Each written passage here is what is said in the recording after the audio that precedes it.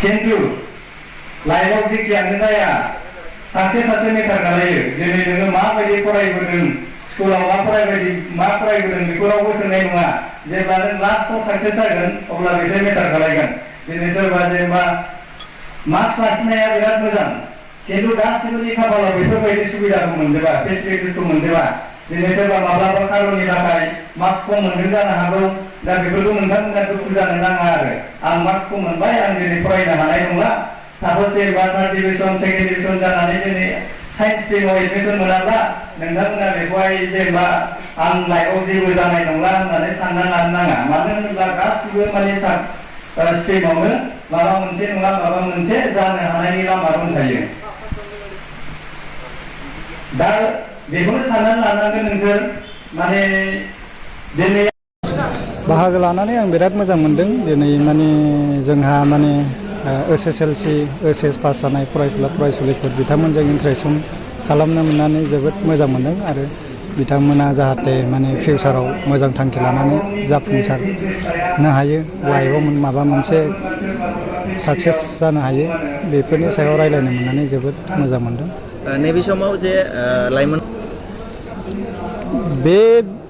बेफोरबायदिया लासै लासैनो खमायलांगोन बा खमायलांगासिनो दं दा जुदि जों बेफोरबायदि प्रग्राम बा काउन्सेलिं केरियार काउन्सेलिं बा गुबुन जायगायाव जुदि आबसुनि दैदेनगिरिफोर बा बयबो जुदि जोङो गोरों गोरा मानसिफ्रा गामि थांनानै बेफोरबायदि प्रग्राम खुंनानै गथ'फोरखौ बुजायहैयोब्ला बेफोरबायदिया लासै लासैनो जोबलांगोन जोबलांनो थांगासिनो दं नैबे समाव जे बिसारि खुसियाव जे बर' लाइमोनफोरखौ खमखौथ' नुनो मोनो बेथ' नंगौ खिन्थु दा जोंनि दाबायदि थासारि बा आगोलनि थासारि जोबोद डिफारेन्स दंमोन आगोलनि थासारियाव जोंनि फरायनाय बा गासिबो बिथिङाव जोंहा माने कन्डिसना मोजां नङामोन दा खिन्थु जोङो लासै लासैनो माने एडभान्स जालांगासिनो दं UPSC APSC आवबो जोङो लासै लासैनो मोनलांगासिनो दं बर' मिडियाम फरायनानैबाबो बर' सुबुंफ्रा दस्रा मिडियाम फरायनानैबाबो माने बेफोरबायदि एग्जामाव माने पास खालामनो हागासिनो दं दा लासै लासै जालांगोन आरो बेफोरबायदि UPSC APSC आव जेबो कुवालिटि नाङा बेयो जाहैबाय मोनसे सिभिल सार्भिस नालाय सिभिल सार्भेन्ट जानो थाखाय नोंनि मिनिमाम क्वालिफिकेसन नांगौ ग्रेजुवेट लेभेल बे ग्रेजुवेट लेभेल नोंहा थायोब्लानो नोङो बयबो माने खस्थ' खालामनानै बेफोरखौ एग्जामफोरखौ क्रेक खालामनो हायो आरो जिहेतु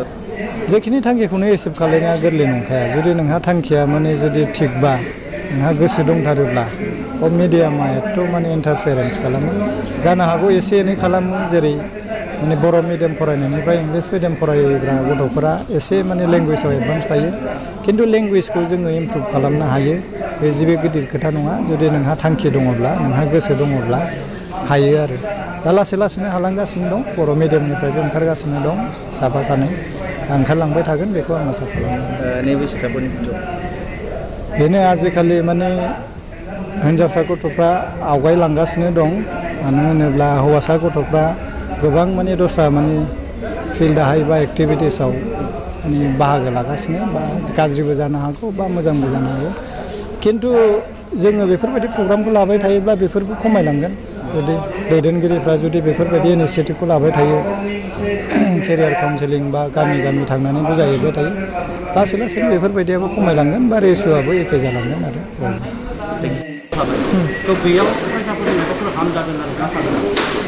जे नंगौ जे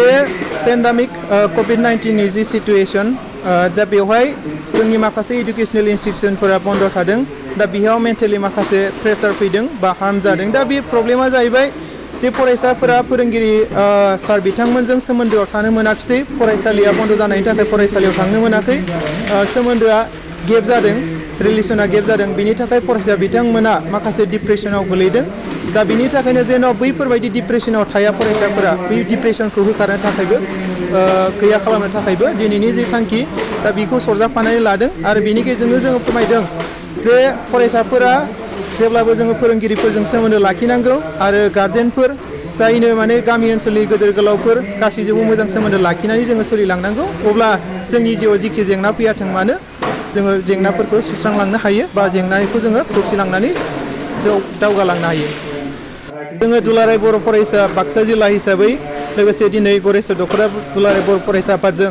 बे फरायसाफोरनि जे केरियार काउन्सिलिं काम मटिभेशनेल प्रग्राम बे हाबाफारियावनो जे जोङो जायखौ नुबोबाय थादों जे लाइमोनफोरा फरायनायाव नांथाबनो नागारै खायसे लाइमोनफोरा जौ जुवायावबो नांथाबनानै थानायखौ जोङो मिथिदों दा बे हिसाबै दिनैनि जे मटिभेशनेल प्रग्राम जे बेखौ जोङो मोनसे एवारनेस हिसाबैबो लादों दा बेवहाय एवार खालामदों जे जेन' जोङो साफा साफा जाफुंसार सुबुं जानांगौब्ला हारियाव जुदि जों साफा साफा गोग्गो सुबुं जानांगौब्ला जेब्लाबो जों जौ जुवानिफ्राय गोजानाव थानांगोन बा ड्राग्स बा जायखिजाया फेग्रा मुवा बेसादनिफ्राय जों माने जानगाराव थानांगोन बैफोरखौबो जोङो फरायसाफोरनो एवार खालामनाय जादों जेन' जोंनि जे फरायसाफोरा जोंनि फोरोंगिरियानो जा केरियार दानायाव बा इन्जिनियारानो जा डक्टरानो जा बा लयारानो जा बा सिभिल सार्भेन्टआनो जा बा गेलेनाय बिथिङावनो जा रोजाबनाय बिथिङावनो जा मोसानाय बिथिङावनो जा जिखि थांखि लायाथों मानो जेन' फरायसाफोरा मोजाङै मोजां जाफुंसार जानो हायो बेनिखायनो जोङो जाय बेसादा गाज्रि जाय बिथिङा गाज्रि मोनफ्रोमबो गाज्रि बिथिंखौ नागारनानै जाय बिथिंजों फैयोब्ला जोङो मोजाङै जौगालांनो हागोन बैफोर बिथिंखौ सायख'नानै दिनैनि सम बुब्लियाव जोङो बे फरायसाफोरनो बे मोनसे थुलुंगाखांनाय हाबाफारि बेखौ जोङो लानाय जादों